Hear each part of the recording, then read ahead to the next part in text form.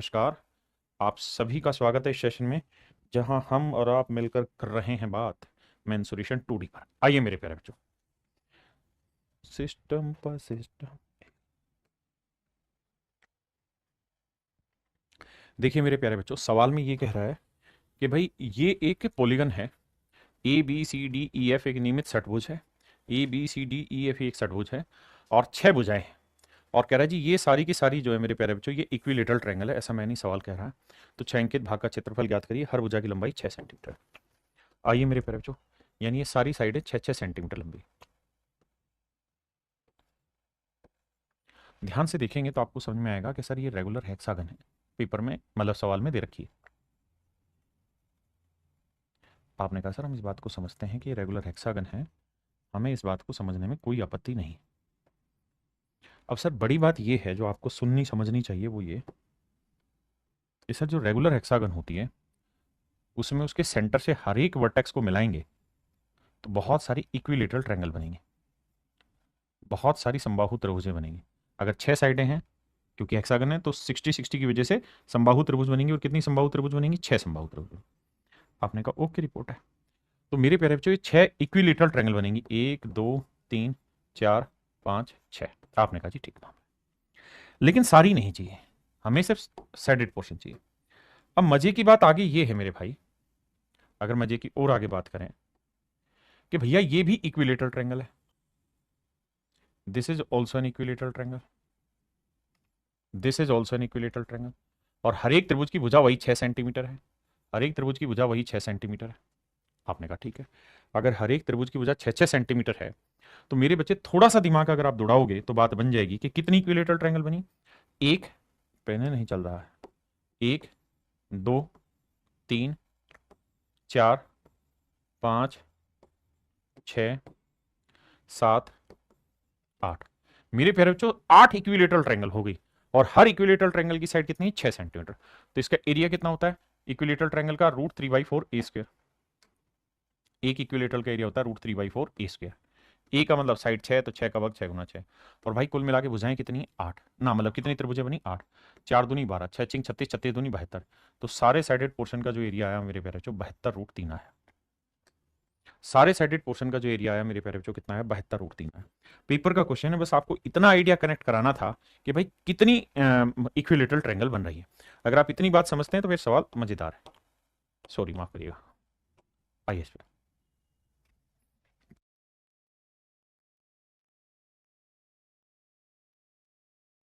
आइए मेरे बच्चे, देखो मेरे भाई, मैं यहाँ से एक नई चीज़ आपको सिखाने जा रहा हूँ और उसको सीखने की कोशिश करना। अगर ठीक ठाक बनी वो तो पिछले पेज पे ही बनाता हूँ।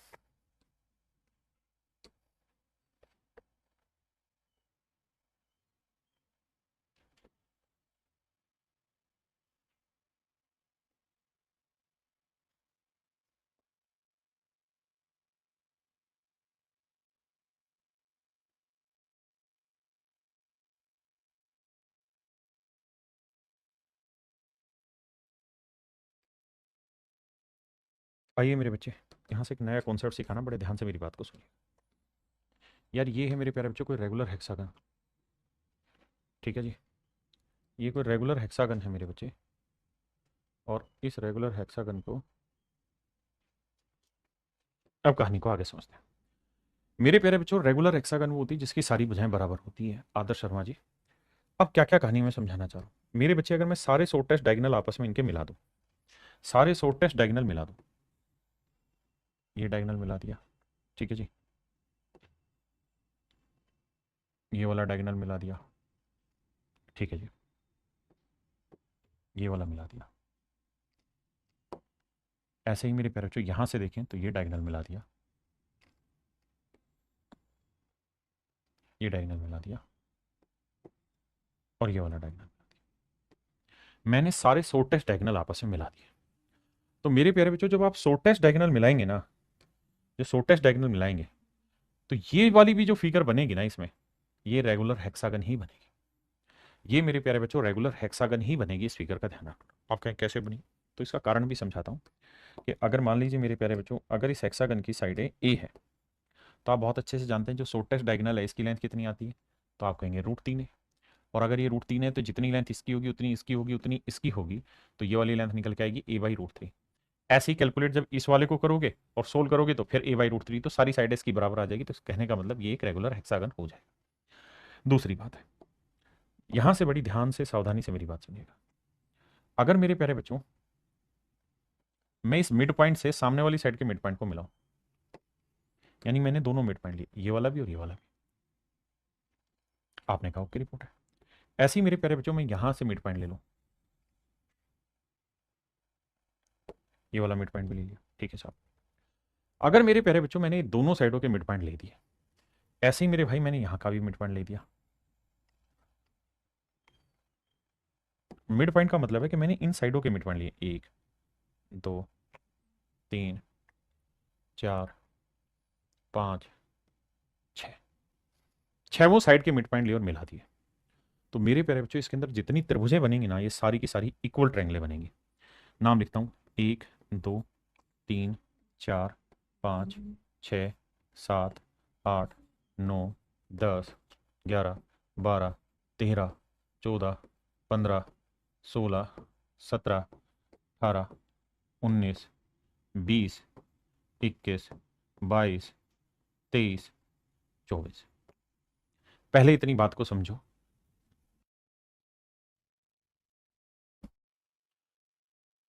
अब मेरे बच्चे इसमें मैं आपको मिला रहा हूं लॉन्गेस्ट डायगोनल, ये वाला। एक मिनट, अभी, अरे कहाँ परेशान हो रहा है। अभी इतनी बात समझिए, फिर से समझाने की कोशिश करता हूँ। क्या कहा मैंने? मैंने आपको इस सिस्टम से सिखाया कि भाई मैंने सबसे पहले शॉर्टेस्ट डायगोनल मिला दिए जी सारे। फिर मैंने सारी साइडों के मिड पॉइंट लिए, इस साइड का मिड पॉइंट और इस साइड का मिड पॉइंट खींचा, इस साइड का मिड पॉइंट, इस साइड का मिड पॉइंट खींचा, इस साइड का मिड पॉइंट, इस साइड का मिड पॉइंट खींचा। अब मेरे प्यारे बच्चों मेरी कोशिश है कि मैं आपको सारी साइडों के,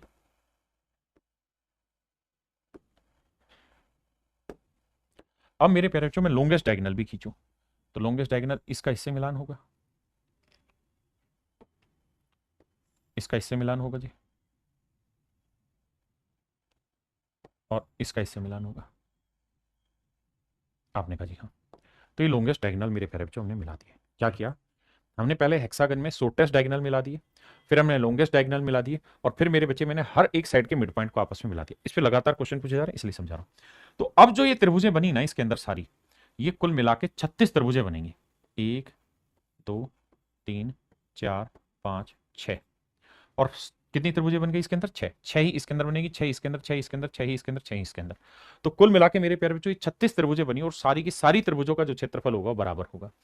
यानी ऐसे यहाँ 7 8 9 10 11 12, ऐसे यहाँ 13 14 15 16 17 18 19 20 21 22 23 24 25 26 27 28 29 30 31 32 33 34 35 और 36। तो मेरे नन्हे मुन्ने प्यारे बच्चों ऐसे कुल मिला के 36 त्रिभुजें बनी। और मजे की बात बस ये है कि 36 की 36 ट्रायंगल का जो एरिया होगा ना वो आपस में बराबर होगा। 36 की 36 त्रिभुजों का जो क्षेत्रफल होगा मेरे प्यारे बच्चों वो आपस में बराबर होगा, ध्यान ये रखना। इन 36 की 36 त्रिभुजों का क्षेत्रफल मेरे प्यारे बच्चों क्या होना है? बराबर होना है। ये मैं अल्टीमेटली आपको समझाने की कोशिश कर रहा हूं, ठीक है। अब जरा इस सवाल पर वापसी लौटते हैं।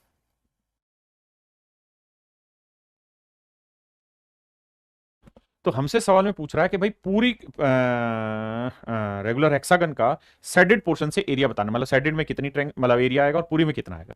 तो आपको ये देखना कि सेडेड है कहां का। तो मैं रफली मोटा मोटा आपको गिना रहा हूं सेडेड कहां कहां है।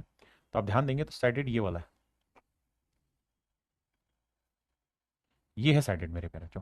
तो सवाल में ये पूछ रहा है कि सेडेड का पूरी बड़ी के साथ क्या रेशियो बन रहा है, ये उसका सवाल है। तो हमें और आपको कुल मिला के बस इतना ही देखना चाहिए कि इसके अंदर कितनी त्रिभुजें बन रही हैं। तो आप कहेंगे देखिए सर 1 2 3 4 5 6 7 8 9 10 11 12, 12 त्रिभुजें बन रही हैं।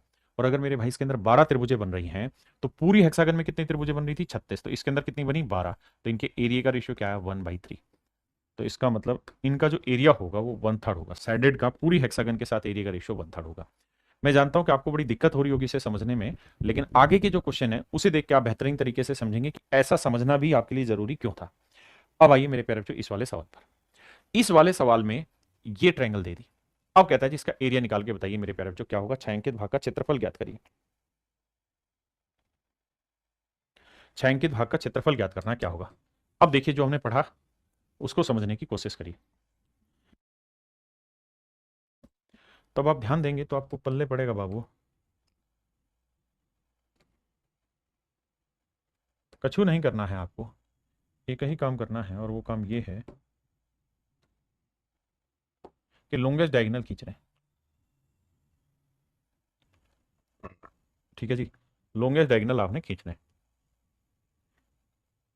और मिड वाली लाइनें खींचनी। एक लॉन्गेस्ट डायगोनल मिसिंग था, बाकी यहां से ये खींचा हुआ है, यहां से खींचा हुआ है। और भैया फिर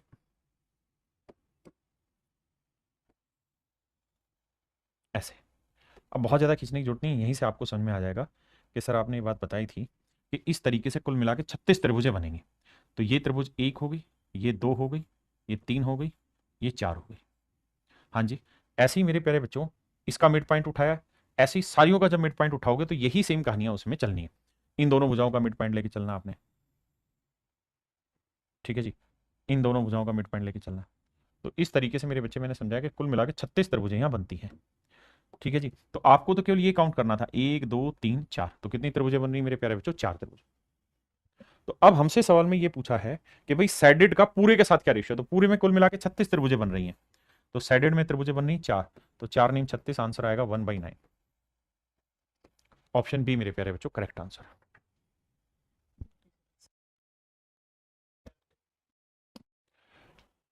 और इसने पूछा था कि भाई shaded area to unshaded area. तो देखिए इसका मतलब ये था कि भाई पूरा टोटल अगर 9 भाग है, टोटल 9 भाग 9 त्रिभुजें हैं, तो उसमें से एक सैडेड है, यानी अगर पूरी कुल मिला के इसके अंदर 36 त्रिभुजें हैं तो उसमें सैडेड कितनी है, चार। तो 36 में अगर सैडेड चार है मेरे प्यारे बच्चों, तो अनसैडेड कितनी बनी, तो 36 में से चार घटाएंगे तो बाकी 32 अनसैडेड बनी। कह रहा जी रेशियो बताओ, तो 4 एकम 4, 4 8 32, तो 1:8 shaded to unshaded, that is in option A. ये ऑप्शन ए में होगा क्योंकि सैडेड टू अनसैडेड पूछा था। करिए बाबू।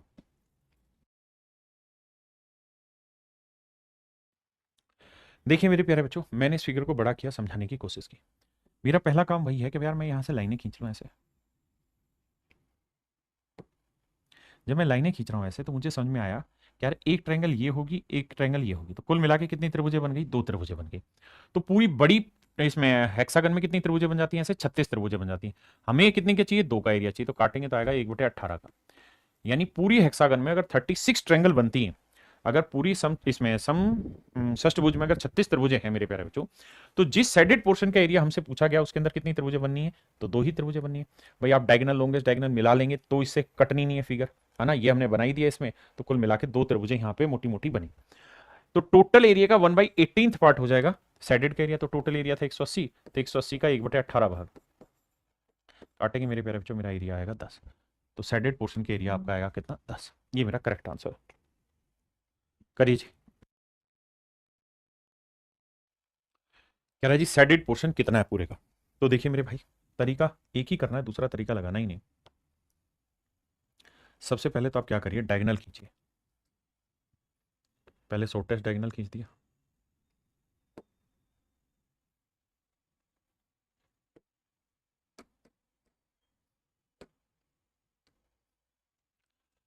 अब ये बड़े वाले डायगोनल खींच दीजिए।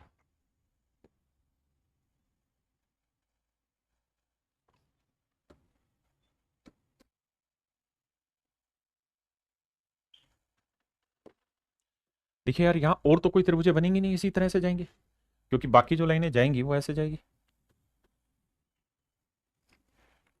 हमें ये देखना कि साइडेड में कौन कौन सा आ रहा है। सबसे पहला काम क्या है, सारे शॉर्टेस्ट डायगोनल आपने बना देने, सारे शॉर्टेस्ट डायगोनल आपने मेरे प्यारे बच्चों बना लेने। देखिए फिर से समझाने की कोशिश करता हूं। हमारा बेसिक काम ये होगा कि हम सबसे पहले शॉर्टेस्ट डायगोनल मिलाएं। ए से हमने सी को मिला दिया, अब ए से हमने ई को मिला दिया। ठीक है जी, शॉर्टेस्ट हो गए। सी को इससे मिला, इधर मिलाने की इसलिए जरूरत नहीं है क्योंकि मेरा साइडेड पोर्शन यहां आ रहा है। बहुत बढ़िया। अब सर दूसरा काम हमारा ये होगा कि अब हम लॉन्गेस्ट डायगोनल मिला दें जो इस ट्रायंगल में आएंगे। बना दिया जी, यहां देखिए ये लॉन्गेस्ट डायगोनल आ गया। बिल्कुल ठीक है जी। तो अब क्या होगा भैया, अब सर ये होना है कि यहां से एक लाइन ऐसे जाएगी, यहां से होती, और तो कोई बाइफर्केशन होगा नहीं, बिल्कुल नहीं होगा जी। तो अब हमें ये देखना है यहाँ कितनी त्रिभुजें बन रही हैं। तो 1 2 3 4, कितने त्रिभुजें बनी मेरे प्यारे बच्चों? 4 त्रिभुजें बनी। कितनी त्रिभुजें बनी? 4 त्रिभुजें बनी। अब 4 त्रिभुजें बनी हैं और टोटल ट्रायंगल कितनी बनी है? 36। तो 36 को 4 से भाग दोगे तो 1/9। तो 1/9 कितना परसेंट होता है? तो आंसर होगा 11:1/9%, यानी 11.11% मेरे प्यारे बच्चों, मेरा राइट आंसर होगा। ऑप्शन ए करेक्ट आंसर होगा। आपने ये देखना है कि भाई सबसे पहले शॉर्टेस्ट डायगोनल मिलाने, फिर लॉन्गेस्ट डायगोनल मिलाने, फिर साइडों के मिड वाली लाइनें खींचनी है। उसके बाद देखिए कितनी ट्रायंगलें बन रही हैं, बस बात खत्म।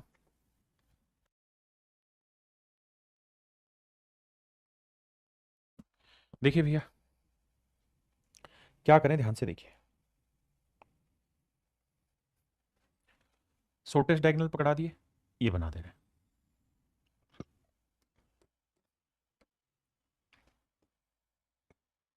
बिल्कुल ठीक है। अच्छा, यहां वाले मिलाने से कुछ हासिल नहीं होगा, हमें इस वर्टेक्स से देखना और इस वर्टेक्स पे कहां कहां बन रहे हैं ये।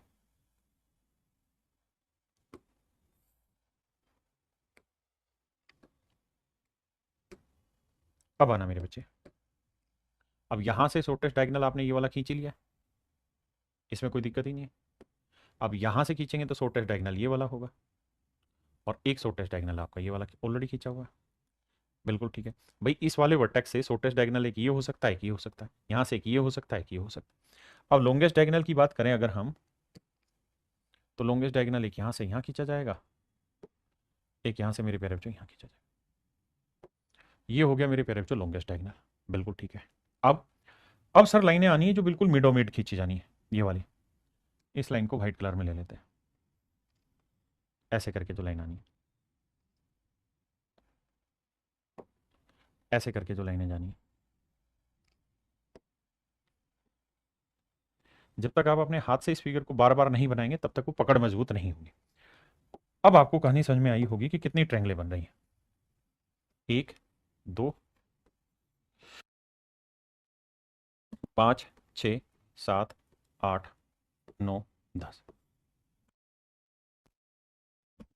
तो कितनी त्रिभुजें बनी मेरे प्यारे बच्चों? 10 त्रिभुजें बनी। वैसे त्रिभुजें कितनी है? 36।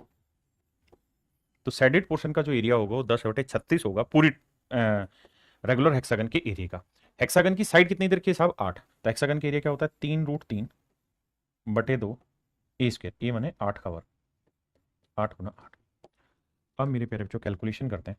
देखिए यार, 2 से काटेंगे 5, या 2 से काटेंगे 4 आया, 4 से काटेंगे 9 आया, 3 से काटेंगे 3 आएगा, और √3 से 3 को काटेंगे बटे √3 आएगा। ऐसा मैंने इसलिए किया क्योंकि बटे में √3 था। अब अगर हम आंसर की तरफ चलें तो 8 को 10 से गुना करेंगे तो मेरे प्यारे बच्चों आंसर आएगा 80, बटे में है √3। तो मेरे नन्हे मुन्ने प्यारे बच्चों मेरा राइट आंसर होगा 80/√3। मेरे भैया मेरा सही जो उत्तर होगा वो होगा 80/√3। यही मेरे सवाल का करेक्ट आंसर है। आपको ये समझना होगा कि बाइफर्केशन होता कैसा है। तो बेसिक नियम ये है कि पहले शॉर्टेस्ट डायगोनल में लाओ, फिर बड़े वाले डायगोनल में लाओ, फिर जो साइडों का परपेंडिकुलर खींचते हैं, यानी बीचों बीच ऐसे खींचा जा रहा है ये, फिर देखिए कितने त्रिभुज बन रहे हैं और उसके आधार पर डिसाइड करिए, सॉल्व करिए।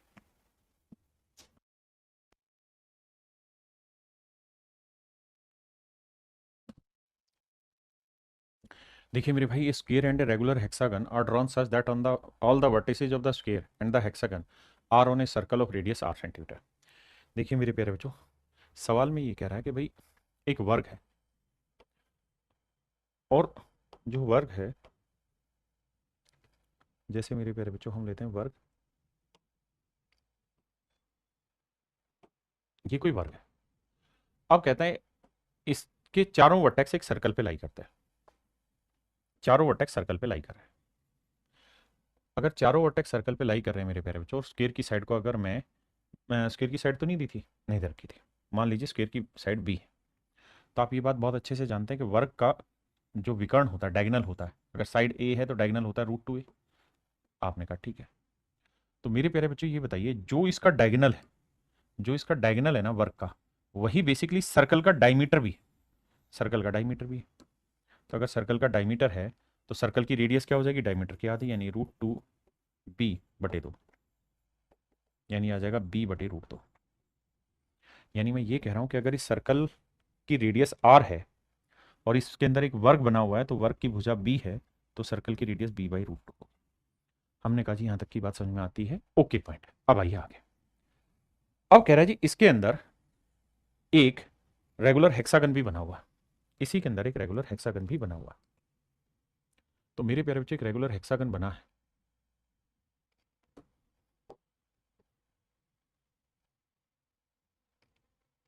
ये रेगुलर हेक्सागन है।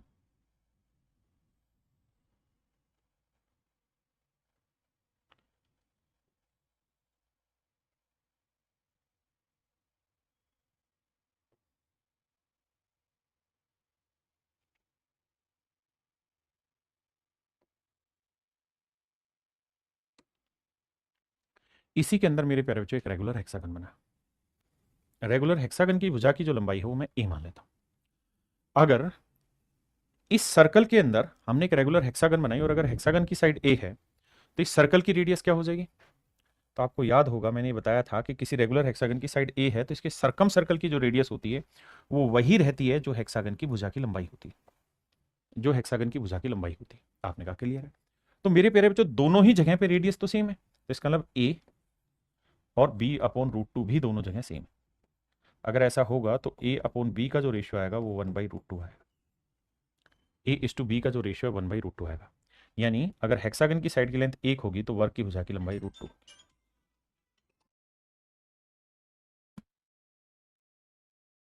और हमसे यही पूछा हुआ है वर्ग की भुजा और षटभुज के चित्र, अच्छा वर्ग और षटभुज के क्षेत्रफल का अनुपात ज्ञात करिए। तो देखिए भुजाओं का अनुपात आ गया तो एरिया का रेशियो तो निकाल देंगे। भाई स्क्वायर का एरिया क्या होगा? साइड का वर्ग, तो √2 का वर्ग 2, ये तो हो गया स्क्वायर का। और हेक्सागन का एरिया क्या होगा? 3√3/2 ए स्क्वायर, ए यानी साइड 1 है तो 1। अब मेरे बच्चों रेशियो लेना है तो 2 से दोनों तरफ गुना करेंगे तो ये आएगा मेरे प्यारे बच्चों 4 और ये आएगा मेरे प्यारे बच्चों 3√3। 4:3/3 मेरे प्यारे बच्चों मेरा करेक्ट आंसर।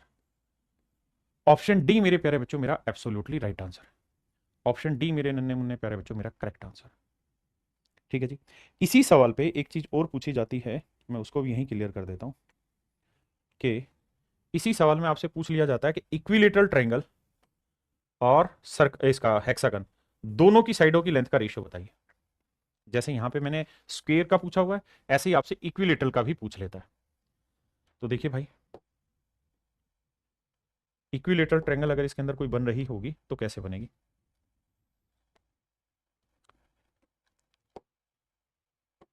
उस पॉइंट को भी क्लियर कर लेते हैं यहीं पे।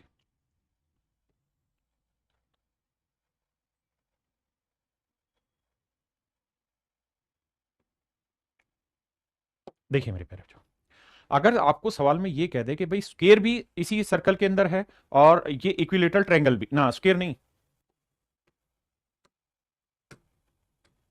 अगर आपको स्क्वायर हटा दे और ये कहे कि इक्विलेटरल ट्रायंगल और हेक्सागन दोनों ही बेस्ड हैं एक सर्कल पे, तो दोनों की साइड का रेशियो पूछ लेगा आपसे क्या होगा।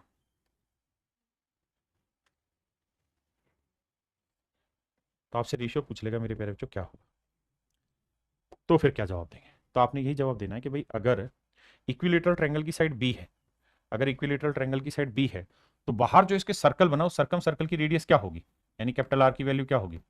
तो आप कहेंगे सर सर्कम सर्कल की रेडियस होती है a/√3, यानी साइड अपॉन √3। और अगर हमने इक्विलेटरल ट्रायंगल की साइड का नाम बी रखा है तो उसकी रेडियस हो जाएगी b/√3। और अगर मैं आपको कहूं कि यार हेक्सागन की साइड ए है तो इसके सर्कम सर्कल की रेडियस क्या होगी हेक्सागन का? तो हेक्सागन के सर्कम सर्कल की रेडियस हो जाएगी सर ए, जो हेक्सागन की साइड है। और दोनों ही सर्कम सर्कल की रेडियस है तो ये इक्वल आ जाएगा, तो b/√3 इक्वल्स टू ए। तो यहां से b/a का रेशियो आएगा √3 1। यानी इक्विलेटरल ट्रायंगल की साइड मेरे प्यारे जो √3 होगी तो हेक्सागन की साइड होगी 1।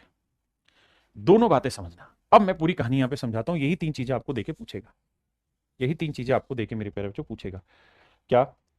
अगर किसी सर्कल के ऊपर ही हेक्सागन लाइन कर रही है, उसी सर्कल पे अगर वर्ग लाई कर रहा है, स्क्वायर लाई कर रहा है और उसी हेक्सागन पे इक्विलेटरल ट्रायंगल लाई कर रही है, तो मेरे प्यारे बच्चों हेक्सागन की साइड की लेंथ अगर 1 होगी तो मेरे बच्चे स्क्वायर की साइड की लेंथ √2 होगी और मेरे प्यारे बच्चों इक्विलेटरल ट्रायंगल की साइड की लेंथ √3 होगी। तीनों रिलेशन को बहुत खूबसूरती से ध्यान रखना, पता नहीं कब एकदम से नया सवाल बना के आपके सामने पेश कर दे।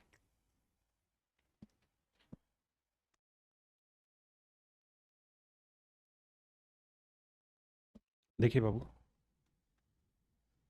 और जो सवाल 18वां नंबर है उसमें जो इक्विलेटरल ट्रायंगल और उसका पूछा हुआ है, सेम वही क्वेश्चन नंबर 23 में भी पूछा हुआ है। तो सेम ही सवाल है, यहाँ इकट्ठा ही समझ लीजिए। कह रहा दिए गए वृत्त में एक समबाहु त्रिभुज और एक समषष्ठभुज है, यदि उनकी भुजाओं की लंबाई का अनुपात, तो मेरे प्यारे बच्चों बताया था कि अगर हेक्सागन की साइड 1 होगी तो इसकी साइड होगी इक्विलेटरल ट्रायंगल की √3 और स्क्वायर की साइड होगी 2। ए और बी है, तो निम्नलिखित में क्या वो सिमिलर, समबाहु त्रिभुज की भुजा को नाम ए दिया हुआ है, तो ए की वैल्यू √3 है, और हेक्सागन की साइड को नाम बी दिया गया। तो कहते हैं इनमें से कौन सा रिलेशन सेट होगा, तो कहता है ए स्क्वायर √3 का वर्ग, ये तो सेट होगा नहीं। बी की वैल्यू √3, ये भी नहीं होने का सेट। यहाँ ये मेरे बच्चे बी की वैल्यू है 1, ये भी सेट नहीं होगा, ये सेट हो जाएगा। ए की वैल्यू √3 का वर्ग 3 और बी की वैल्यू 1, 1 का वर्ग 1 गुना 3, 3। तो ऑप्शन डी यहाँ पे करेक्ट स्टेटमेंट शो करेगा। तो मेरे प्यारे बच्चों ये हूबहू वही सवाल है जो मैं कह रहा था कि पेपर में कभी भी आ सकता है, ये आया हुआ। अब हम चलते हैं 19वें क्वेश्चन पे। कहानी को समझिए। कह रहा है 300 वर्ग सेंटीमीटर क्षेत्रफल वाले एक समबाहु त्रिभुज को उसके 3 शीर्षों से काटकर एक समषष्ठभुज बनाया गया। यानी ये एक इक्विलेटरल ट्रायंगल है मेरे प्यारे बच्चों, ये एक इक्विलेटरल ट्रायंगल। सवाल में कह रहा है जी इसे काटा गया, और कैसे काटा गया, इसके शीर्षों से काटा गया, ऐसे शीर्षों से काटा गया।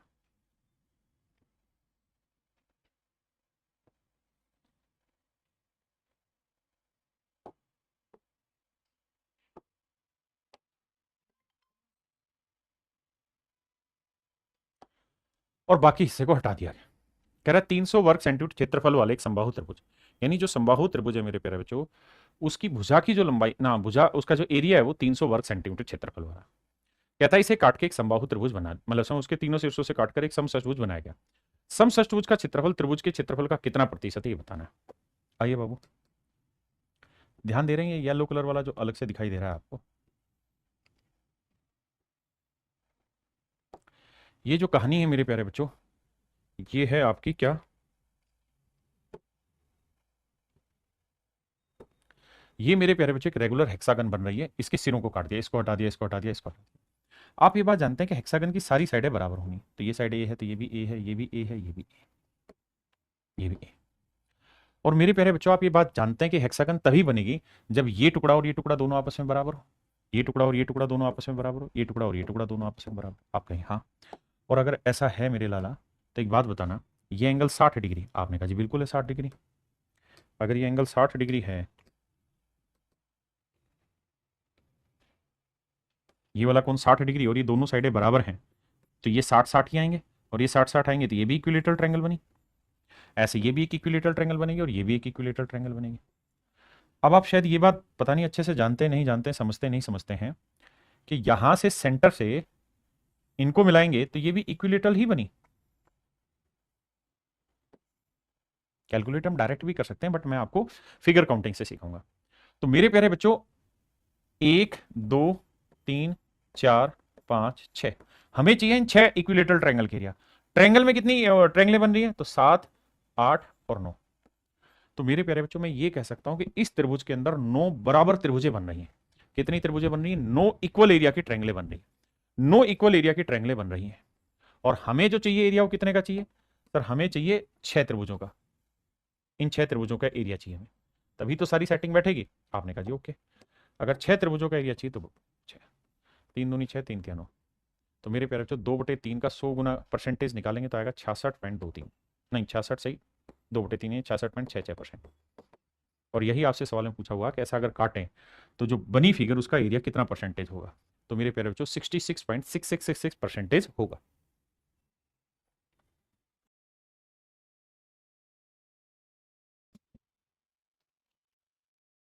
आइए मेरे भाई ध्यान से देखिए, सवाल में कह रहा है A B C D is a regular hexagon, M and N are the midpoints in the figure. If the area of the hexagon is 120 unit, then what is the area of the product of the length of AD and MN? AD और MN जो longest diagonal है, इनका product क्या होगा। मेरे प्यारे बच्चों बताइए, पूरी हेक्सागन का एरिया दे रखा है 120 यूनिट। अगर मैं हेक्सागन की साइड की लेंथ ए यूनिट मान लूँ मेरे प्यारे बच्चों, अगर मैं हेक्सागन की साइड की लेंथ मेरे प्यारे बच्चों क्या मान लूँ, ए यूनिट, तो ये बताइए हेक्सागन का एरिया क्या रहता है, तो आप कहेंगे 3√3/2 A²। और ये सवाल में दे रखा है 120 यूनिट। पहले इतनी बात समझे।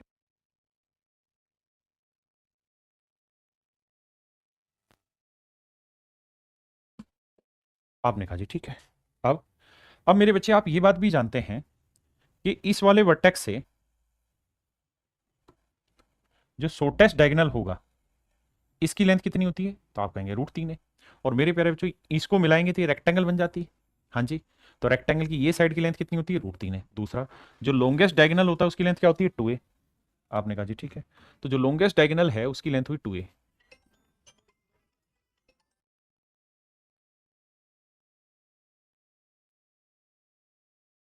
यानी मेरे बच्चों एडी की लेंथ हो गई 2a। और अगर आप थोड़े से समझदार हैं तो आप ये बात समझेंगे कि सर इसको इससे मिला दें, इसको इससे मिला दें, इसको इससे मिला दें, तो ये जो लेंथ है ये होती है √3a। ये रेक्टेंगल बन गई पूरी ये वाली।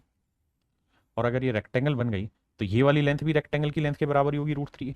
तो ये लेंथ आ जाएगी मेरे प्यारे बच्चों √3 है।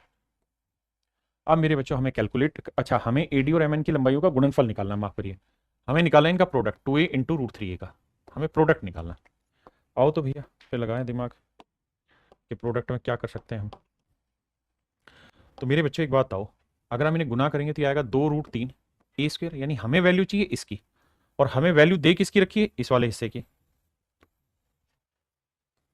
तो हमें चाहिए ऊपर 2√3a²। तो हम करते क्या है कि भैया √3a² यहीं रखते हैं, 3 से काटेंगे तो आया 40, 40 को 2 से गुना किया 80। आपने कहा जी ठीक है भाई, √3a² यहीं रखा, 3 से काटा 40 आया, 40 दूनी 80। अब मेरे बच्चों √3a² की वैल्यू 80 है, यहां रख देते हैं 2, और √3a² की जो वैल्यू है मेरे प्यारे बच्चों ये कितनी है, 80। तो 80 दूनी 160। तो मेरे प्यारे बच्चों मेरा राइट आंसर जो निकल के आएगा वो आएगा 160। हाँ है ना, जो मेरा सही उत्तर होगा मेरे प्यारे बच्चों कितना होगा, 160। ऐसी छोटी छोटी चीजें लगातार पूछी जा रही। अब मेरे प्यारे बच्चों ये आपको करा चुका हूं मैं। अब हम आते हैं ऑक्टागन पे बेस्ड कुछ क्वेश्चंस पे। ऑक्टागन पे बेस्ड कुछ क्वेश्चन पे आते हैं कि ऑक्टागन पे कैसे कैसे सवाल पूछता है और फिर किसी भी रेगुलर पॉलीगन में कैसे सवाल पूछता है, वो सारी बातें बताता हूँ। देखिए मेरे प्यारे बच्चों, पहली चीज तो ये कि किसी भी ऑक्टागन का हर एक इंटरनल एंगल जो होगा 135 डिग्री होगा। फार्मूला हम लगा के इसको सोल्व कर लेंगे, पहली चीज। अच्छा इससे पहले मैं आपको एक छोटा कॉन्सेप्ट सिखा रहा हूं, ध्यान देना। मेरे प्यारे बच्चों, मैं एक कोई भी रेगुलर पॉलीगन बना रहा हूं, कोई भी रेगुलर पॉलीगन है, ठीक है।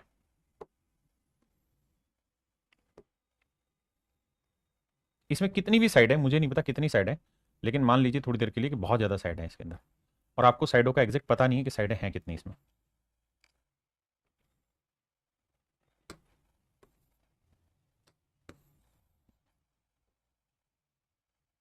आई, मान लीजिए मेरे बच्चे इसमें n साइड है, थोड़ी देर के लिए आप ऐसे मान लीजिए कि इसके अंदर n साइड है, कॉन्सेप्ट समझने के लिए। अगर मेरे प्यारे बच्चों इसमें n साइडें हैं, तो ये बात मैंने आपको बताई थी कि कोई भी रेगुलर पॉलीगन होगी तो उसके लिए जरूरी है कि सारी साइडें इक्वल हों। बिल्कुल ठीक है। और सेंटर पे से हर एक वर्टेक्स को मिलाओगे तो वो लेंथ इक्वल आनी चाहिए। अब इसे थोड़ी देर के लिए ऐसे मान लो कि ये रेगुलर हेक्सागन नहीं है, कोई भी ऐसी पॉलीगन है जिसमें बहुत सारी साइड है, लेट्स से n साइड है इसमें। या मैं आपको कहूं कि यार हम ऑक्टागन बना देते हैं, 8 साइड है, तो उसका एरिया कैसे फाइंड आउट करें उस पर चर्चा करते हैं।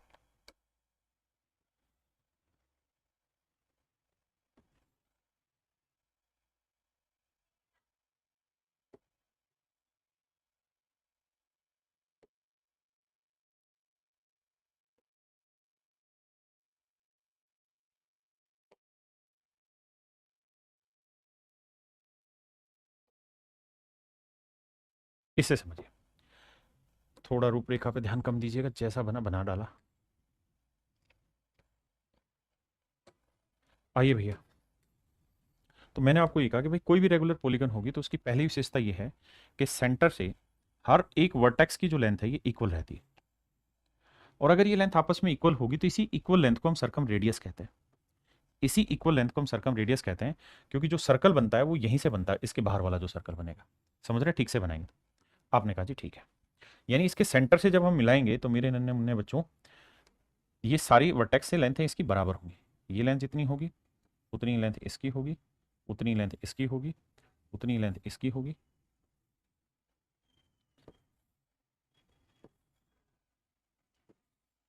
सेंटर से हर एक वर्टेक्स की लेंथ बराबर होगी, यानी ये सेंटर जहां पे भी होगा इससे हर एक वर्टेक्स की लेंथ मेरे प्यारे बच्चों बराबर होगी।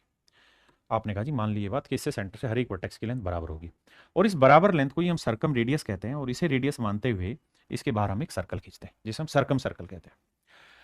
अब मेरे प्यारे बच्चों कहानी ये कि हेक्सागन की सारी मतलब कोई भी रेगुलर पॉलीगन होगी तो उसकी सारी साइडें बराबर होंगी। इसके अंदर हम मान लेते हैं एन भुजाएं, नंबर ऑफ साइड जो है वो एन है। नंबर ऑफ साइड जो हम मान रहे हैं इसके अंदर मेरे प्यारे बच्चों वो एन मान रहे हैं कि भाई एन भुजाएं। अब मैं आपसे ये जानना चाह रहा हूँ कि यार सेंटर पे बना हुआ एंगल कितना है। तो आप मुझे एक बात समझाने की कोशिश करेंगे कि सर ये सारी ही ट्रायंगलों में ये साइडें सबकी बराबर है, अगर ये फेसेस सब में बराबर हैं तो सेंटर में बने हुए एंगल भी सबके बराबर होंगे। आपने कहा ये बात भी सही है, सेंटर में बने हुए एंगल भी सबके बराबर होंगे। अगर सेंटर में बने हुए एंगल भी सबके बराबर हैं तो मेरे प्यारे बच्चों कितनी त्रिभुजें बनेंगी, जितनी साइडें हैं उतनी त्रिभुजें बनेंगी। तो सेंटर पे बना हुआ एंगल 360 डिग्री का होगा, तो 360 डिग्री को कितने बराबर टुकड़ों में बांट रहे हैं वो कैलकुलेट कर लेते हैं। तो 360 डिग्री बटे एन, यानी 360 डिग्री बटे एन। तो ये वाला जो एंगल निकल के आया ना मेरे प्यारे बच्चों, ये वाला जो एंगल निकल के आया, अगर इस वाले एंगल का मैं नाम थीटा ले लूं तो बेसिकली थीटा की जो वैल्यू आएगी मेरे प्यारे बच्चों वो आएगी 360 डिग्री बटे एन, 360 डिग्री बटे एन। आपने कहा जी ठीक है।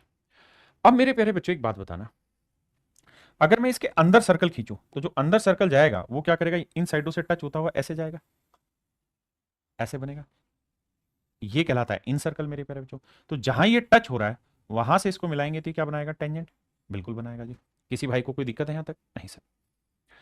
अब मेरे प्यारे बच्चों एक बात मुझे और भी समझाना, और वो ये कि अगर मैं आपसे ये पूछूं कि भाई यहां से अगर मैं सामने वाली लाइन पे अल्टीट्यूड डाल दूं, यहां से अल्टीट्यूड डाल दूं तो ये 90 डिग्री जो बनाएगा, क्योंकि ये एक आइसोसेलिस ट्रायंगल है, समद्विबाहु त्रिभुज है, तो ये दोनों भुजाएं बराबर होंगी। और किसी समद्विबाहु त्रिभुज में जिसकी दो भुजाएं बराबर हो, उसके कॉमन वर्टेक्स से सामने वाली लाइन पे परपेंडिकुलर खींचते हैं तो इसे दो बराबर हिस्सों में बांटता है। बिल्कुल ठीक। और एंगल बाइसेक्टर भी होता है। तो पूरा कोण थीटा है मेरे भाई, तो ये वाला कोण क्या होगा, थीटा/2। और ये हो जाएगी स्मॉल रेडियस। आपने कहा बिल्कुल ठीक है। ये हो जाएगी मेरे प्यारे बच्चों a/2, यहां से यहां तक की लेंथ। आपने कहा ये बात भी सही है। तो मेरे बाबू ये जो ट्रायंगल है आपकी, ये वाले ट्रायंगल, इसको उठा के मैं अलग से ले ले रहा हूं। ये r है, स्मॉल r, ये कैपिटल R है, ये a/2 है, ये वाला एंगल थीटा/2। अब मेरे प्यारे बच्चों ये बताना, अगर मैं आपसे कहूं कि यार मुझे बताना r/a/2 क्या होगा, तो आप कहेंगे सर ये एंगल है, इसके साथ वाला हुआ बेस और ये वाला हुआ आपका क्या, परपेंडिकुलर। इस एंगल के साथ वाला हुआ बेस, ये वाला हुआ परपेंडिकुलर। तो बेस अपॉन परपेंडिकुलर क्या कहलाता है, कोट। तो यह आया कोट थीटा। और एंगल क्या है, थीटा/2। तो आर की जो वैल्यू आई, यानी इन सर्कल रेडियस का जो फार्मूला बना वो आया a/2 इंटू कोट थीटा/2। ये मेरे बच्चे फार्मूला है आपका, जानते हैं किस चीज का, ये फार्मूला है मेरे प्यारे बच्चों किसी भी ऑक्टागन में, किसी भी ऑक्टागन में ना, अरे माफ करना, किसी भी रेगुलर पॉलीगन में इन सर्कल की रेडियस निकालने का सूत्र होगा। और मेरे प्यारे बच्चों अगर थीटा की वैल्यू 360 बटे एन है तो थीटा/2 की वैल्यू क्या हो जाएगी, तो आप कहेंगे 2 से इसे भाग देंगे, 2 से भाग देंगे तो आएगा 180 डिग्री बटे एन। तो यहाँ थीटा/2 की जगह मैं लिख देता हूं 180 डिग्री बटे एन, यानी जितनी साइडें होंगी उसका नाम मैंने एन रखा है। तो ये किसी भी रेगुलर पॉलीगन में इन सर्कल की रेडियस हुई। आपने कहा ठीक है। अब अब मेरे प्यारे बच्चों अगर मैं आपसे ये कहूं कि यार मुझे सरकम सर्कल की रेडियस बताइए क्या होगी, मुझे सरकम सर्कल की रेडियस बताइए बाबू क्या होगी।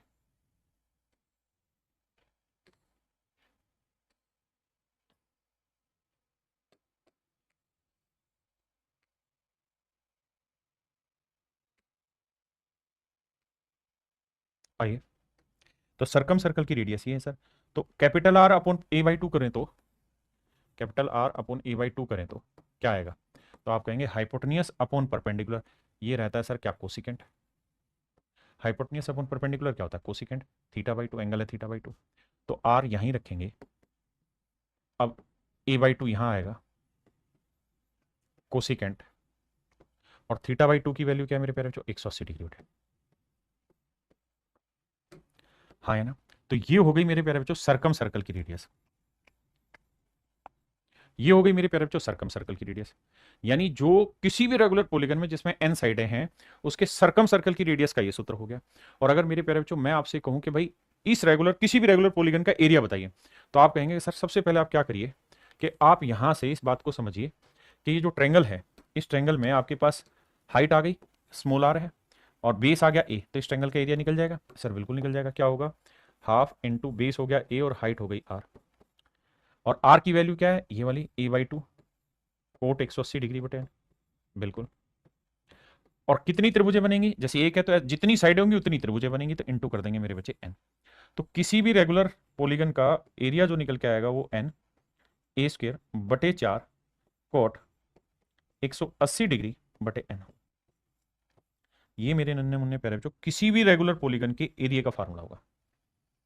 किसी भी रेगुलर पॉलीगन के एरिया का फार्मूला होगा एन ए स्क्र बटे 4 इंटू कोट 180 डिग्री बटे एन। पहले इतनी बात समझो फिर आगे।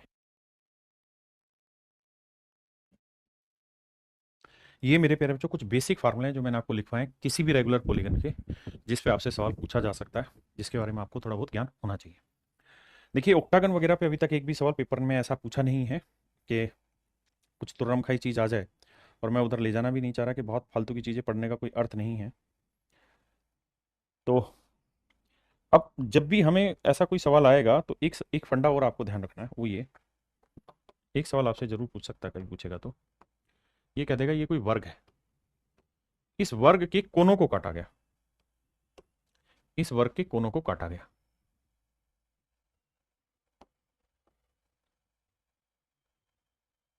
किसी वर्ग के कोनों को काटा गया।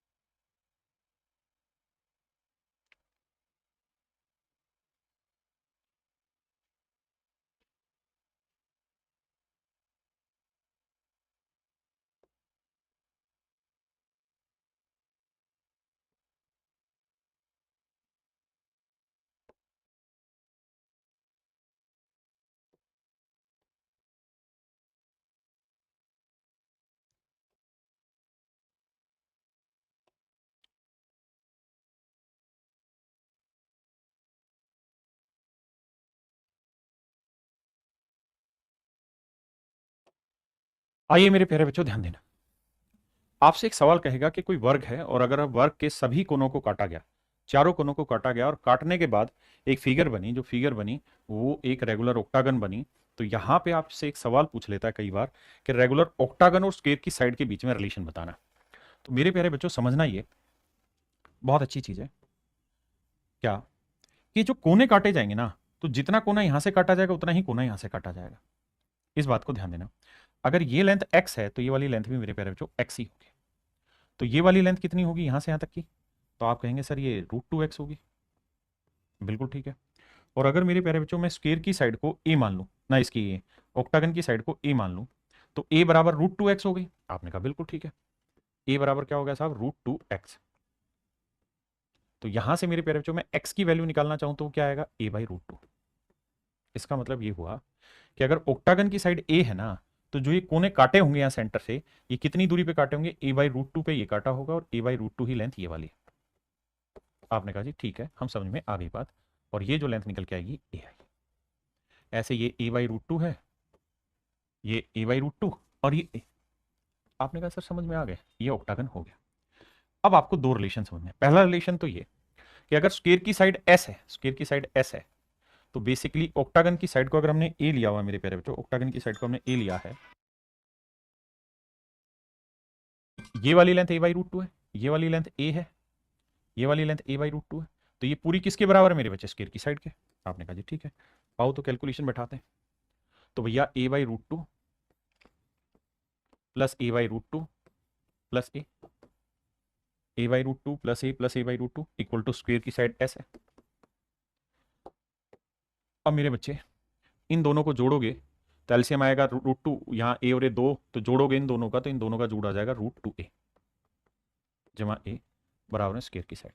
a यहां से कॉमन ले लेंगे तो बचेगा √2 + 1। तो ये तो एक पहला रिलेशन आया जिसे आपको ध्यान देना। ये तो मेरे प्यारे बच्चों पहला रिलेशन आया क्या, कि किसी ऑक्टागन की साइड को √2 + 1 से मल्टीप्लाई कर दोगे तो स्क्वायर की साइड निकल के आ जाएगी। किसी ऑक्टागन की साइड को √2 + 1 से मल्टीप्लाई कर दोगे तो स्क्वायर की साइड निकल के आ जाएगी। एक तो संबंध है ये।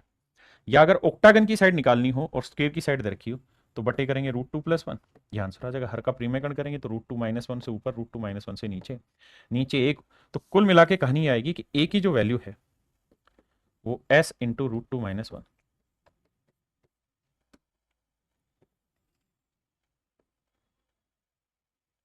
ये मेरे प्यारे बच्चों कहानी बनी।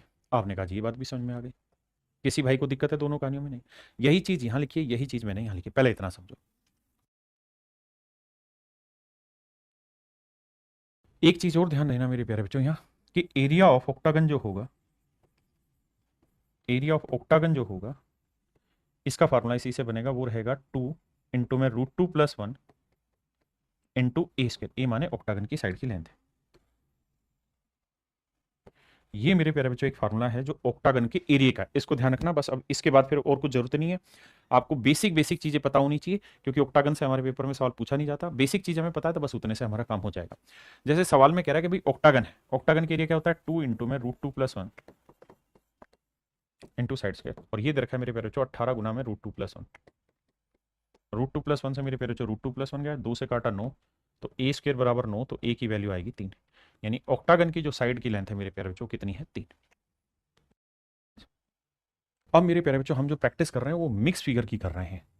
यानी अभी तक जो मैं चीज़ आपको करा रहा था वो करा रहा था मेरे प्यारे बच्चों क्या, कि हर एक चीज़ की टाइप वाइज प्रैक्टिस करा रहा था, लेकिन अब जो हम बात करेंगे मेरे प्यारे बच्चों वो करेंगे मिक्स फिगर, यानी मिक्स क्वेश्चन की प्रैक्टिस कर रहे हैं, जिससे आपका रिवीजन भी बढ़िया हो जाएगा। और ये मेरे प्यारे बच्चों कुछ कॉम्बिनेशन होते हैं एरिया के, जैसे एक सिखाता हूं। जैसे मेरे प्यारे बच्चों मान लीजिए कोई सर्कल, ये कोई सर्कल है, इस सर्कल में मैंने ये मतलब स्क्वायर के अंदर एक सर्कल डाल दिया। आपने कहा जी ठीक है, तो कहानी यह है बाबू कि इस साइडेड पोर्शन का जो एरिया है वो अगर इसी स्क्वायर में, इसी स्क्वायर में मेरे प्यारे बच्चों मैं 4 सर्कल बना दूं,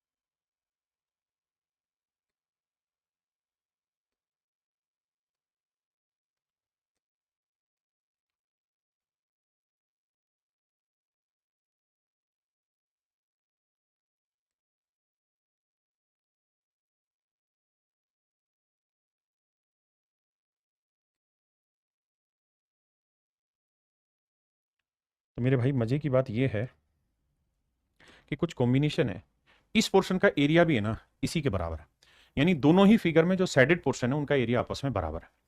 अगर आप ध्यान देंगे ना तो मैं समझाने की कोशिश करता हूं कि ये वाला जो एरिया है ना, ये वाला उतना ही एरिया ये है, उतना ही ये, उतना ही ये एरिया बेसिकली इसके बराबर है।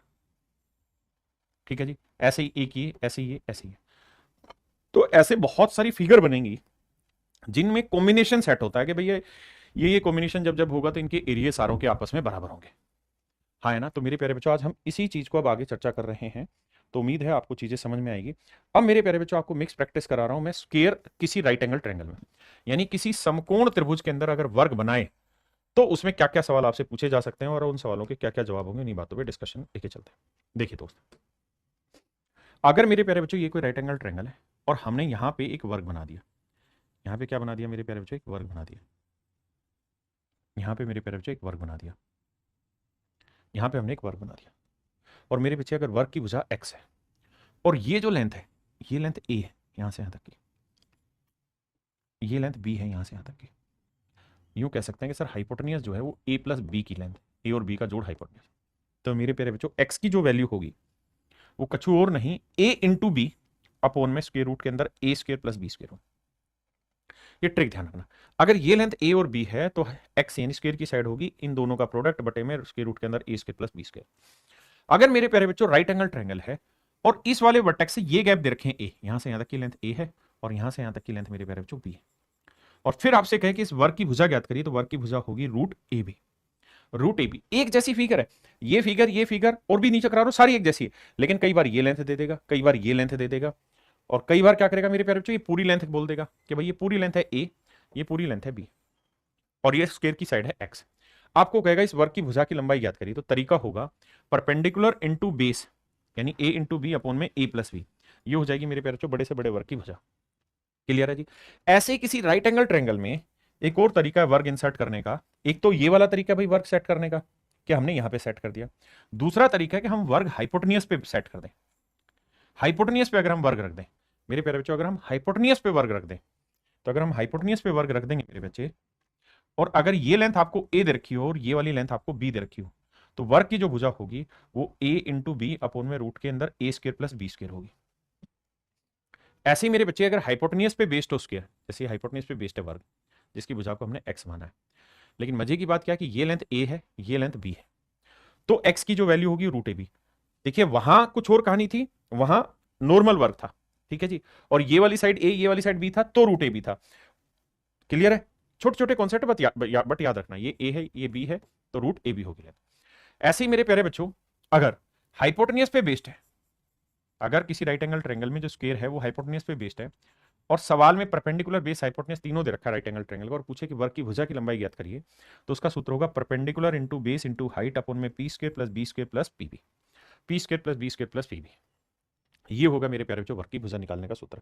ये एक ही ट्रायंगल को मैंने तीनों केसेस से समझा दिया, अब एक को मैं प्रूफ करके दिखा देता हूं ताकि आप आगे से ध्यान रखेंगे चीजों को। देखिए भाई ये कोई राइट एंगल ट्रायंगल, अब मैं इसके अंदर एक बड़े से बड़ा वर्ग सेट करके दिखाता हूं।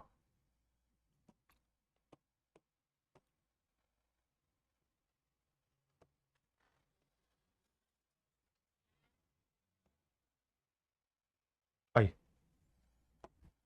मैंने क्या किया मेरे बच्चे कि इस राइट एंगल में यहां पे मैंने सेट कर दिया आपका बड़े से बड़ा वर्ग। अब मैं आपसे पता क्या जानूंगा, मैं आपसे ये जानूंगा कि आप मुझे कुल मिला के बस ये बताइए कि इस वर्ग की भुजा कैसे निकालें। तो आप कहेंगे देखिए सर आपको दे क्या रखा, मान लेते हैं आपको परपेंडिकुलर दे रखा और बेस की लेंथ दे रखी है, और वर्ग की भुजा आपको निकालनी है, तो कैसे निकाली जाए ध्यान दीजिए। तो मेरे प्यारे बच्चों तरीका ये है, ये लेंथ है पी, तो ये लेंथ है एक्स, तो ये वाली लेंथ क्या होगी पी माइनस एक्स। बहुत सुंदर। ये लेंथ है बी, ये लेंथ है एक्स, तो ये वाली लेंथ क्या होगी मेरे प्यारे बच्चों बी माइनस एक्स। हाँ है ना, बहुत सुंदर। अब मेरे प्यारे बच्चों ध्यान से देखोगे तो ये दोनों की दोनों ट्रायंगल आपस में कॉन्ग्रुएंट है ना, सिमिलर है। कैसे सिमिलर है, क्योंकि ये राइट एंगल है ये राइट एंगल है, बिल्कुल ठीक बात है। दूसरी चीज, ये वाला एंगल और ये वाला एंगल इक्वल है। कैसे इक्वल है साहब, क्योंकि ये लाइन और ये लाइन पैरेलल है, स्क्वायर की दो साइड है, तो ट्रांसवर्सल लाइन काटेगी इसलिए एंगल और ये एंगल इक्वल होंगे। ठीक है सर, मान ली बात, यानी ये वाला कोण अगर थीटा होगा तो सर ये वाला कोण भी थीटा होगा, बिल्कुल ठीक है। और मेरे बच्चे ऐसे ये अल्फा होगा तो इसका तीसरा वाला ये अल्फा होगा। अब ये दोनों ही त्रिभुज आपस में समरूप होगी तो हर एक करस्पॉन्डिंग साइड्स का रेशियो सेम होगा, कैलकुलेट करेंगे आंसर है। तो देखिए यहाँ थीटा के सामने पी माइनस एक्स, यहाँ थीटा के सामने है एक्स, यहाँ अल्फा के सामने है एक्स, और यहाँ अल्फा के सामने है बी माइनस एक्स।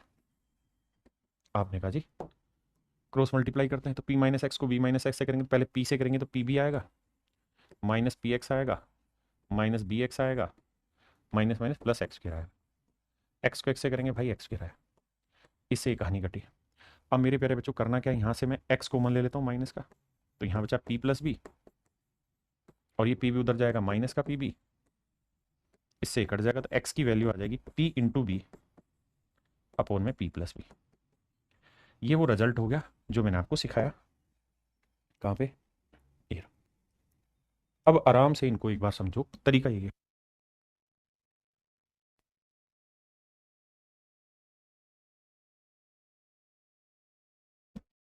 अब मेरे भाई जो हमने ये 6-7 फिगर देखी, फिगर एक ही है, किसी में कोई सी साइड की लेंथ देगा, किसी में कौन सी साइड की लेंथ देगा।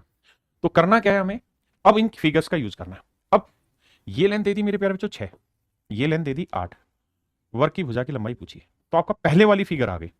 सबसे पहले वाली figure A into B upon में रूट के अंदर A square plus B square, सबसे पहली फिगर ये वाला, कि अगर आपको ये लेंथ दे रखी हो ए और ये बी, तो एक्स की वैल्यू होगी ए इंटू बी अपॉन में रूट के अंदर A square plus B square. आइए भाई, तो ए इंटू बी 6 × 8,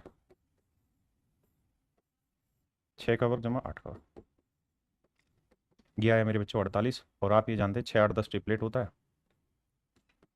तो यह वैल्यू आई मेरे प्यारे बच्चों 4.8। Option A is your correct answer. आइए मेरे भाई,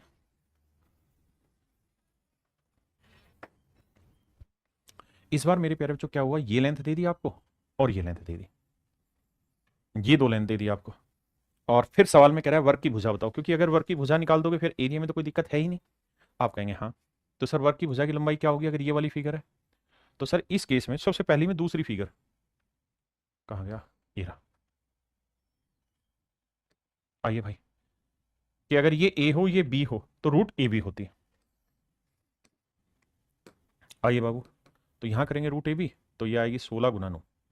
आपने कहा जी ठीक है। अब मेरे प्यारे बच्चों मैं आपसे जानना चाहता हूं यार, इस वर्ग का क्षेत्रफल ज्ञात करिए, वर्ग का एरिया बताइए। तो वर्ग का एरिया क्या होगा जो हमें रिक्वायर्ड है?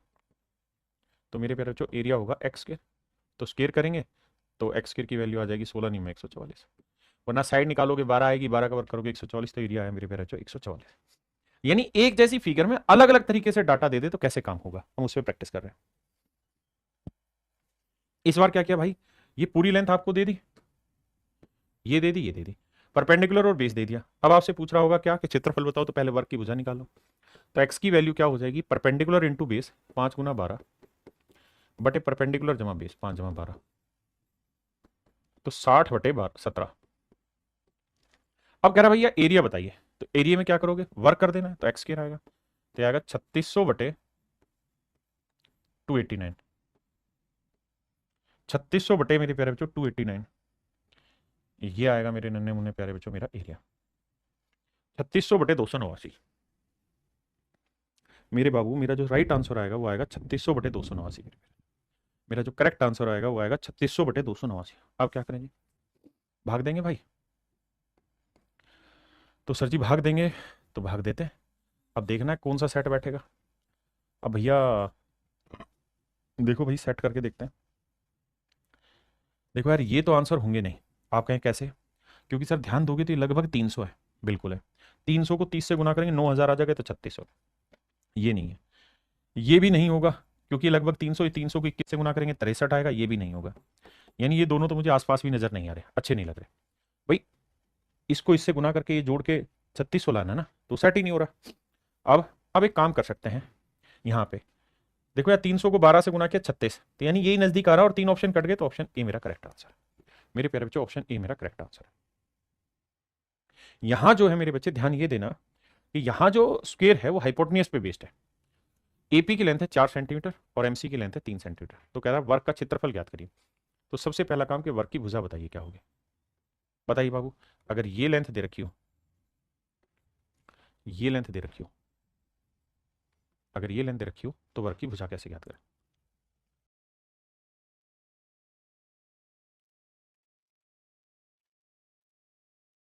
अब आइए मेरे बच्चे, हाइपोटेन्यूज पे बेस्ड हो, ये ए है ये बी, तो फार्मूला क्या होगा? माफ करना भाई। तो आप कहेंगे सर दोनों का प्रोडक्ट अपॉन में स्क्वायर रूट में ए स्क्वायर प्लस बी स्क्वायर। तो आपने कुछ नहीं करना, बस इस फार्मूले का यूज करना है। तो दोनों का प्रोडक्ट भाई 3 × 4 बटे में क्या आएगा, स्क्वायर रूट में 3 का वर्ग जमा 4 का वर्ग। मामला बिल्कुल सेट है जी। अब 3 × 4 हुआ जी 12, और ये ट्रिपलेट होता है 3 4 5 5 है। अब कह रहा है जी एरिया बताओ, तो एरिया होगा, ये एक्स है तो साइड का वर्ग, तो 12 का वर्ग 144 और 5 का वर्ग 25, तो 25 छिके 150 तो होगा नहीं, 25 5 125, यानी 5 पॉइंट समथिंग होगा, और 5 पॉइंट समथिंग एक ही ऑप्शन है, दैट इज ए। तो मेरे प्यारे बच्चों ए मेरा राइट आंसर। कह रहा है जी वर्ग की भुजा ज्ञात करिए, तो वर्ग की भुजा जो हो जाएगी मेरे बच्चे यहाँ स्क्वायर रूट में आ जाएगी 12 × 27। डायरेक्ट फार्मूला लगाइए। 3 × 4 आएगा, 27 को 9 × 3 करेंगे, तो 9 × 27 81 का वर्गमूल 9 और 4 का वर्गमूल 2। तो मेरे बाबू आंसर जो आएगा वो 18 है। अगर वर्ग की भुजा 18 है तो आगे एरिया भी पूछ सकता, कुछ और भी आपसे डिस्कशन कर सकता। आइए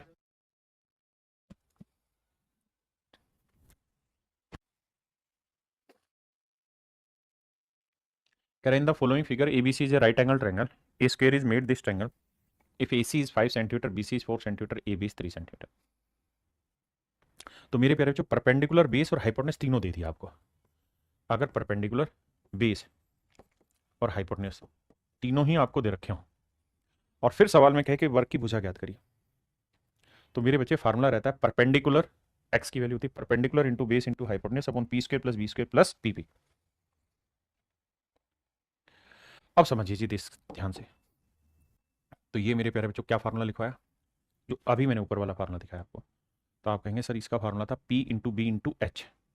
तो P क्या है जी, P परपेंडिकुलर क्या है भैया 3, बेस क्या है जी 4 और हाइपोटेन्यूज क्या है 5, बटे में क्या आएगा सर पी स्क्वायर यानी 3 का वर्ग जमा बी स्क्वायर यानी 4 का वर्ग जमा पी इंटू बी। आओ भाई सेटिंग बैठाए, 5 चौक 20, 20 दिए 60, 60 तो आया ये वाला। इसे करें भैया 3 का वर्ग 9, 4 का वर्ग 16, 16 9 25, 25 और 4 दिए 12, 25 और 12 37। तो मेरे प्यारे बच्चों वर्ग की जो भुजा आएगी वो 60 बटे 37 आएगी, यानी ऑप्शन बी। ऑप्शन बी मेरे प्यारे बच्चों मेरा राइट आंसर है। देखिए यार अब थोड़ा आगे आते हैं। If a triangle of maximum area is drawn inside a semicircle then its area. कहता है कि अगर किसी अर्धवर्त में अधिकतम क्षेत्रफल वाली एक त्रिभुज खींची जाए, अधिकतम क्षेत्रफल वाली अगर त्रिभुज खींची जाए तो उस त्रिभुज का क्षेत्रफल क्या होगा। तो मेरे बच्चे ध्यान से देखिए, आप ये बात तो बहुत अच्छे से समझते हैं कि सर अगर ये कोई सेमी सर्कल है, अगर ये कोई सेमी सर्कल है, अर्धवर्त है और ये अर्धवर्त का व्यास है, तो ये तय है सर, और हम इस बात को बहुत अच्छे से समझते हैं कि यहां पे हम कहीं पे भी त्रिभुज बनाएंगे, अर्धवर्त में हम कहीं पे भी त्रिभुज बनाएंगे तो जो त्रिभुज बनेगा वो हमेशा ही राइट एंगल होगा। ये बात आप जानते हैं। सेमी सर्कल में बना हुआ एंगल हर हाल में 90 डिग्री का होता है। अर्धवर्त में बना हुआ कोण मेरे प्यारे बच्चों क्या होता है 90 डिग्री का होता है। अर्धवर्त में बना हुआ कोण 90 डिग्री का होता है। आप यहाँ सारी बात हम जानते हैं। मेरे प्यारे बच्चों हम इसका एरिया निकालना चाहते हैं। अगर हम इसका एरिया निकालना चाहते हैं मेरे बाबू, बड़े ध्यान से मेरी बात सुनना, तो एरिया का एक सूत्र होता है half into base into height. तो अगर हम एरिया निकालना चाहते हैं, अगर हम एरिया निकालना चाहते हैं मेरे बच्चे, तो आप इस बात से वाकिफ होंगे कि भाई एरिया निकालने का फार्मूला होता है half into base into height. यानी हमें बेस भी मैक्सिमम लेना चाहिए और हाइट भी मैक्सिमम लेनी चाहिए। तो मेरे बच्चे इस राइट एंगल ट्रायंगल में इससे बड़ा तो बेस हो ही नहीं सकता। आप कहेंगे बिल्कुल ठीक बात है, तो हाफ 2r से बड़ा तो बेस हो ही नहीं सकता। हाइट मैक्सिमम क्या ले सकते हैं? तो बाबू अगर हाइट की ही बात है तो हाइट मैक्सिमम क्या ले सकते हो? तो उसी बात को समझाने की मैं कोशिश कर रहा था कि हाइट मैक्सिमम क्या ले सकते हैं। अगर मेरे भाई मैं इसको यहां ले लूंगा तो हाइट जो बनेगी ना ये छोटी बन जाएगी, ये हाइट होगी। आप कहें हाइट तो छोटी होगी। अगर मैं इसको यहां ले लूंगा तो आप देखेंगे हाइट और छोटी हो गई, तो हाइट और छोटी होगी, जबकि मुझे क्या चाहिए हाइट मैक्सिमम चाहिए। तो अगर हाइट मैक्सिमम चाहिए तो मैं इस ट्रायंगल को बिल्कुल सेंटर पे खड़ा करूंगा यहां पे, ताकि यहां से जो हाइट मिलेगी हमें वो हाइट कुछ और नहीं आर ही मिलेगी, रेडियस मिलेगी, क्योंकि इस आर से बड़ी तो कोई हाइट बन ही नहीं पाएगी इसमें।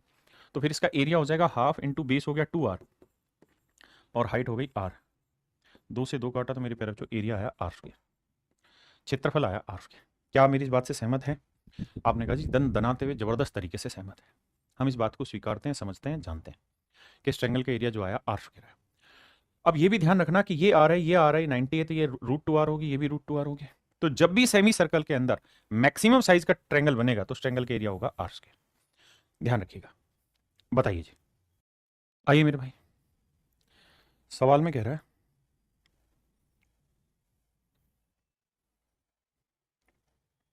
कि 6 मीटर त्रिज्या वाले अर्धवर्त में बनाए जा सकने वाले सबसे बड़े त्रिभुज का क्षेत्रफल ज्ञात करें। तो मेरे बच्चे आंख बंद करके कह दीजिए r स्क्वायर, यानी 6 का वर्ग 36। Option A is your right answer.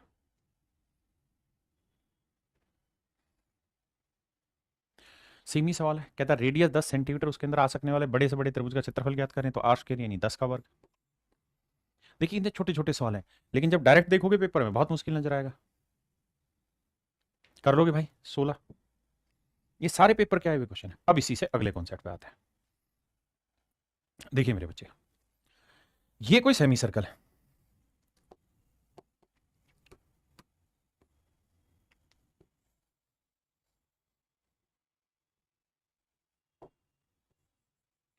ये मेरे बच्चे कोई सर्कल का डायमीटर है सेंटर।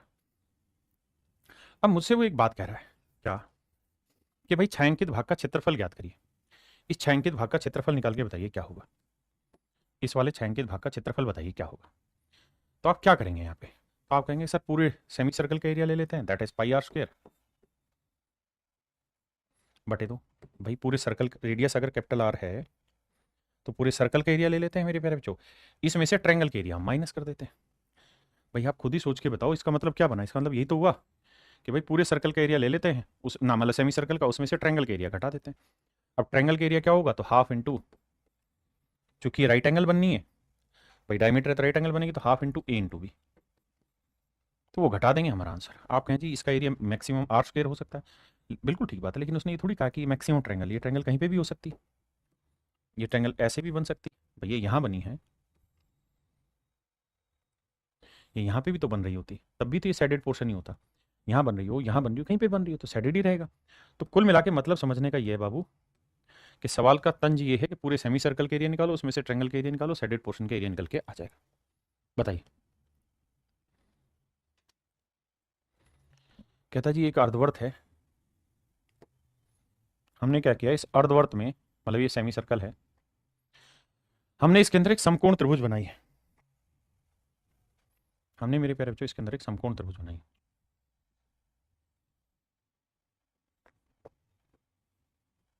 हमने इसके अंदर एक समकोण त्रिभुज बनाई जिसकी त्रिज्या 7 सेंटीमीटर, इसकी रेडियस है मेरे प्यारे बच्चों 7 सेंटीमीटर। इस अर्धवृत्त में स्थित त्रिभुज को छोड़कर शेष भाग का क्षेत्रफल ज्ञात करना है। यानी मेरे बाबू आपसे वो ये वाला और ये वाला एरिया जानना चाह रहा है, तो क्या करें, पूरे सेमी सर्कल का एरिया लेते हैं, तो हाफ इंटू पाई, पाई का मतलब 22/7 इंटू आर स्क्वायर यानी 7 गुना 7, माइनस कर दें मेरे प्यारे बच्चों, क्या माइनस करना है हमने, क्या इस ट्रायंगल का एरिया। अब सवाल ने खुद ही इतनी खूबसूरती से एक बात कही है कि जो ये राइट एंगल ट्रायंगल बन रही है, ये समकोण समद्विबाहु त्रिभुज बन रही है, समकोण समद्विबाहु त्रिभुज इसके अंदर बन रही है।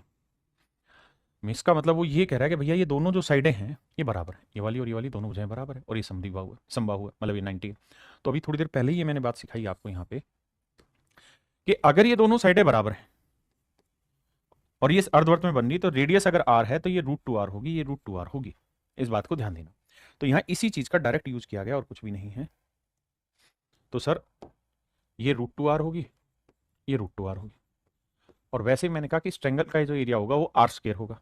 आपके मैक्सिमम थोड़ी है भाई, मैक्सिमम इसलिए क्योंकि दोनों साइडें बराबर और राइट एंगल है, तो मैक्सिमम वहीं बनेगी। तो भैया आर स्क्वायर एरिया होगा इसका। आपने कहा जी बिल्कुल ठीक है, आर यानी 7, 7 का और 49। अब इसे कैलकुलेट करते हैं, 7 से 7 गया, 2 से कटा 11, 11 7 77, 77 में से मेरे प्यारे बच्चों 49 घटाएंगे, 50 गया तो बचा 27 और 28। तो मेरे बाबू मेरा जो राइट आंसर आया वो 28 आया। मेरे प्यारे बच्चों मेरा जो सही उत्तर आया वो 28 आया।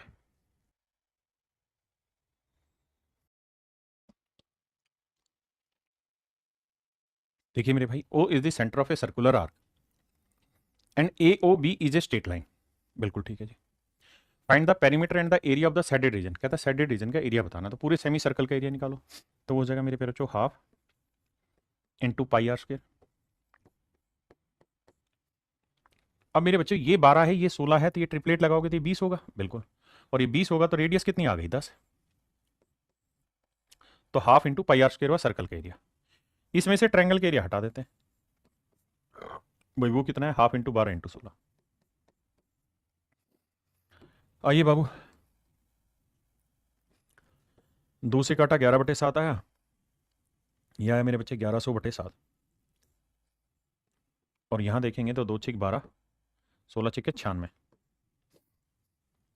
अब पूछा क्या हमसे, छायांकित क्षेत्र का परिमाप भी ज्ञात करना है और क्षेत्रफल, हम क्षेत्रफल पे जा रहे हैं, परिमाप भी बता दें। देखिए क्षेत्रफल निकालना, अब क्या करें, अब मेरे बच्चों एलसीएम आएगा 7, या तो 1100 को 7 से भाग देते हैं, तो देखो 7 एकम 7, बचा कितना जी 4, 7 5 35, बचा कितना 5, 7 7 49, बचा कितना 1, तो यानी 157.1। इसमें से 96 घटा देंगे मेरे बच्चे, तो 157.1 में से 96 घटाएंगे मेरे प्यारे बच्चों, तो 1 डेसिमल का 7 में से 6 गया 1, 15 में से 9 गया 6, तो आंसर आएगा 61.1। तो मेरे नन्हे मुन्ने प्यारे बच्चों मेरा जो राइट आंसर आएगा वो 61.1 वर्ग सेंटीमीटर है, 61.1 वर्ग सेंटीमीटर मेरा राइट आंसर होगा, दैट इज ऑप्शन ए। आपने कहा जी बिल्कुल ठीक है, ऑप्शन ए बात हमारे पल्ले पड़ गई। ये तो आ गया साहब एरिया, अब हमें निकालना है इसका पेरीमीटर। तो मेरे बच्चे पेरीमीटर में क्या क्या शामिल होता है उस पर भी चर्चा करते हैं, आओ। तो पेरीमीटर में हमारे साथ शामिल होंगी क्या चीजें मेरे बच्चे, हमें सबसे पहले तो ये वाली लाइन चाहिए, क्योंकि साइडेड पोर्शन में ये लाइन है। आपने कहा जी मान ली बात, अगर साइडेड पोर्शन में सर ये वाली लाइनें हैं और हमें इन चीज़ों की लेंथ चाहिए, तो ये तो आधे सर्कल की सरकमफ्रेंस हुई, बिल्कुल आपने अच्छे से पढ़ा है कि भाई पूरे सर्कल की सरकमफ्रेंस क्या होती है 2πr, तो आधे सर्कल की सरकमफ्रेंस πr, r की वैल्यू है 10। और क्या चाहिए सर हमको, सर और हमें अब ये भी लेंथ चाहिए, फिर हमें ये भी लेंथ चाहिए, तो देखो ना ये घेर दी हमने आकृति, तो इन लेंथ की चाहिए, तो ये लेंथ 16 है, ये 12 है, तो 16 और 12 कितनी हुई मेरे प्यारे बच्चों? 28। बात सही है। अब पाई का मतलब 22/7 पॉइंटों में ना आंसर, गुना 10 जमा 28। तो भाई 220 को 7 से भाग देंगे, 220 को 7 से भाग देंगे, 7 या 21, 7 एकम 7, बिल्कुल ठीक है जी। 7 चौक 28, तो 31.4 जमा 28, तो 8 और 1 9, 2 और 3 5, 59.4। तो मेरे नन्हे मुन्ने प्यारे बच्चों, मेरा जो राइट आंसर आएगा वो आएगा 59.4। मेरा जो सही उत्तर आएगा मेरे प्यारे बच्चों वो होगा 59.4। 59.4 सेंटीमीटर मेरे प्यारे बच्चों मेरा करेक्ट आंसर होगा। 59.4 centimetre is your right answer.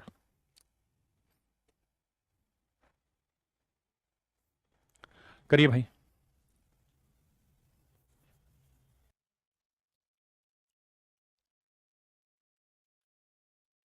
देखिए भाई ध्यान से सवाल में कहता है छायांकित क्षेत्र का क्षेत्रफल ज्ञात करें यदि पी क्यू की लेंथ 24 है, पी आर की लेंथ 7 है और ये आ गया मेरे बच्चे 25, तो साइडेड पोर्शन का एरिया बताइए।